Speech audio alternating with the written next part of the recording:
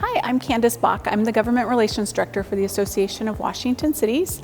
And in addition to being the director, I also cover a number of issue areas, including budget and finance, labor relations and human resources and pension issues, and open government. Hi, I'm Brandy DeLange. I'm one of the Government Relations Advocates here at AWC, and I cover our transportation, infrastructure, energy, and broadband portfolio. I'm Lindsay Hewer. I'm one of the Government Relations Advocates here at AWC.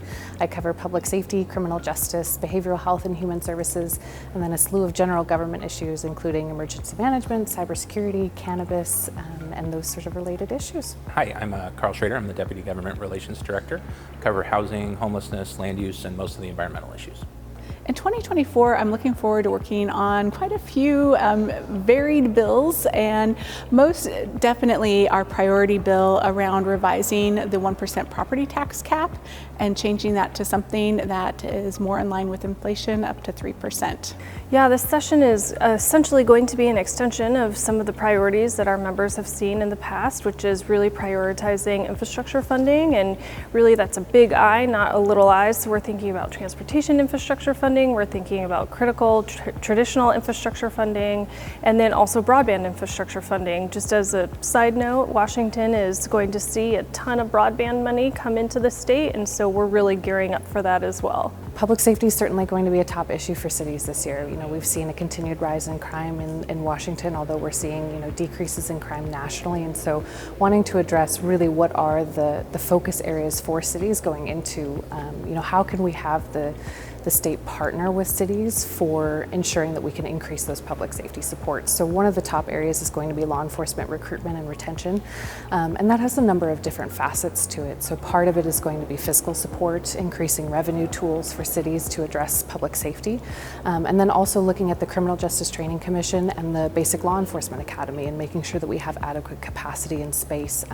and expand the regional academies that we've been doing the good work, and so making sure that we can continue that and expand that and grow that.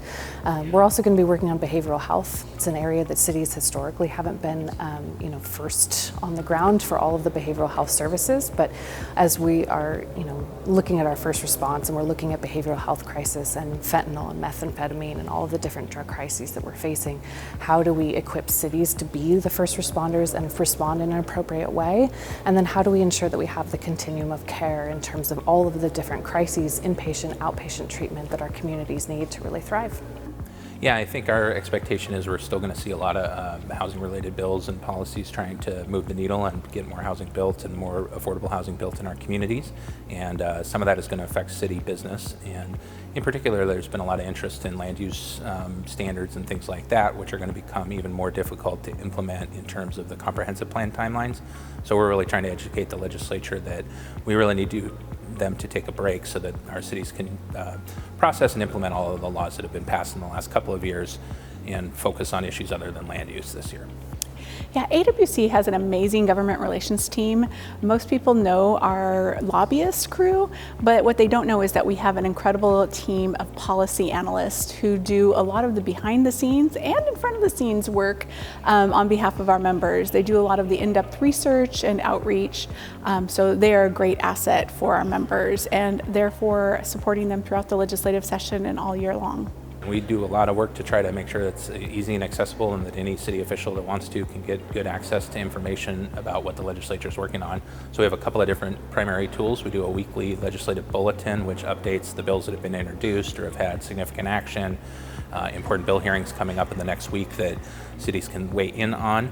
We also have been doing for the last couple of years really popular Friday lunchtime calls, where it's really an informal opportunity for questions and answers and updates in a real-time basis. That's been a really well-received opportunity. Obviously, we would love it if cities want to just reach directly out to us. We've got 4 lobbyists on staff and 3 analysts who work on all of these issues, and would be happy to give updates on where things are at or point folks in the right direction. And you can find our contact information and our portfolios on the website, but really just contact any of us and we'll make sure that you get to the right person. We're really looking forward to the 2024 session, and it is a short session this year, so it's a quick 60 days in and out, a lot of work to be done, a lot of opportunities still for our members to engage, so we're excited to get to work in the 2024 session.